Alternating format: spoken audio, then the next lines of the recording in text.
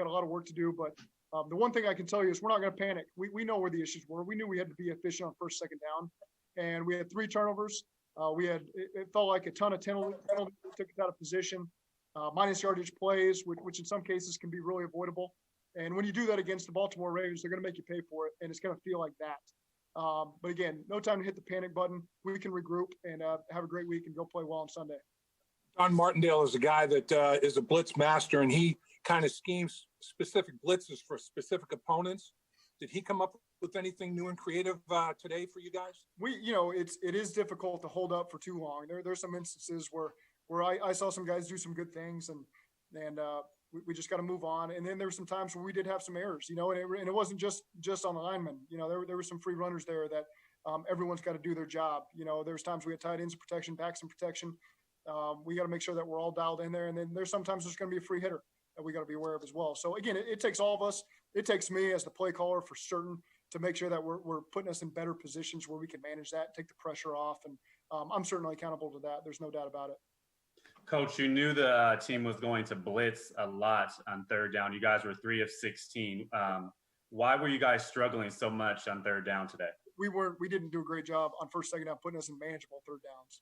And when you get in the longer yardage, even 3rd and 7 plus against these guys, they're going to tee off on you. They probably got the highest blitz percentage of any team in the league on 3rd and long. We knew that going in. Wanted to do our best to stay out of it. Didn't do a good enough job there, for a myriad of reasons. And when you do that, you're going to have a difficult time converting. Zach, when did it become more important to you to keep Joe Burrow healthy than to put points on the board? Yeah, you got to be smart there. We're in the 4th quarter. We're down 4 scores, and he's taken a lot of hits. And again, they calmed down a little bit on defense. There were some pressures there at the end, but I thought our guys did a good job regrouping there on that last drive in the 4th quarter. Put together a nice drive. Had to convert that 4th and 1 on the throw. Guys did a nice job in some of those short yardage situations. That was the world we wanted to be living in, Paul. To be honest with you, we were 3rd and long too long. We wanted to be in those 3rd and 1s, 4th and 1s, and be aggressive there. And just didn't give ourselves that opportunity until it was too late. But again, the offense, the one thing I was proud of this team, there's no pointing fingers. There was no one trying to put blame on other people. Everyone was just trying to do their job, stay positive, and that's going to count for something. Next week, the week after, as this season goes, this is a resilient team. It's a very connected team. It's unfortunate that we put this performance on the field, playing and coaching. But again, we're not going to hit the panic button. We're going to regroup and be ready for the Colts. You think Burrow took a step back today? No, I do not. That's a tough, aggressive defense, and I've seen them do that a lot to a lot of quarterbacks in this league. And there's certainly things that you can learn from, and I expect that he will learn from that.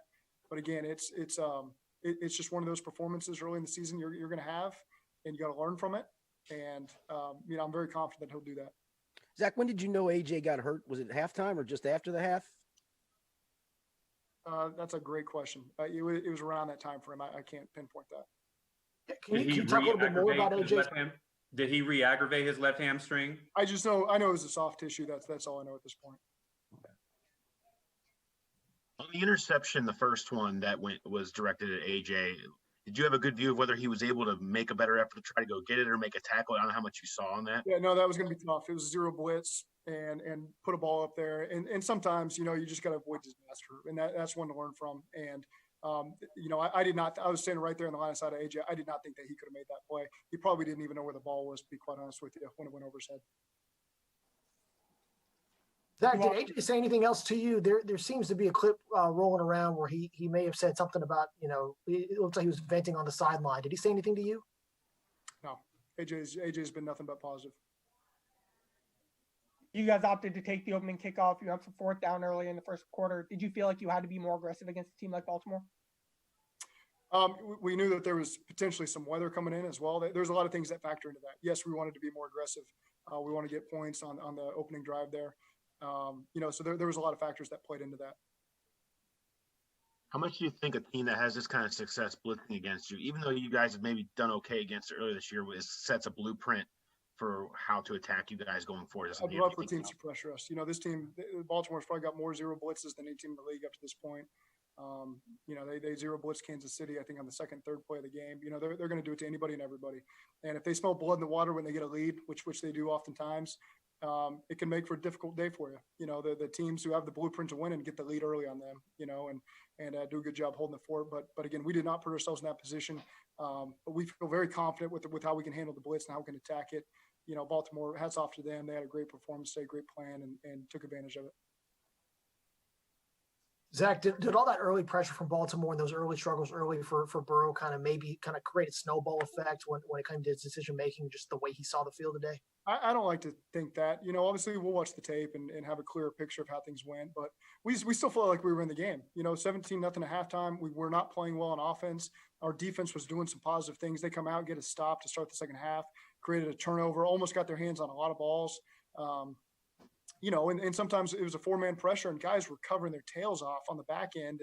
And when you just see this guy in person on the perimeter, he's like a magician out there, you know, and he can find the uncovered receiver, even if he's not really uncovered, and make some great throws. But overall, I thought our defense gave us an opportunity to win if we had supported him in the other areas. Guys, two more minutes for Coach. Coach, Joe Burrow does a great job of keeping two hands on the ball, you know, at all times in the pocket. But when you get hit like he got hit from behind where you can't see the guy, I mean, you have no idea you're going to get blasted. Hard to maintain ball possession, isn't it? That's just part of the job description, you know, especially against a team, you know, that's quick like them up front, at back, or at safety when they brought a lot of guys today, you know, and so you just got to expect it at any moment. You know, sometimes you're on the perimeter and he's got two hands on the ball, but those hits come from behind. We just got to do a great job taking better care of it. Coach, how do you feel your run defense performed? One positive, you held Lamar Jackson to a season-low 3 yards, so I guess you can take, you know, silver lining in that. Yeah, there's pluses there, you know, and again, it's points that we're most concerned about. And I thought that, again, they did some nice things. We gave them 7 points on a turnover, gave them field position on 2 turnovers in the first half.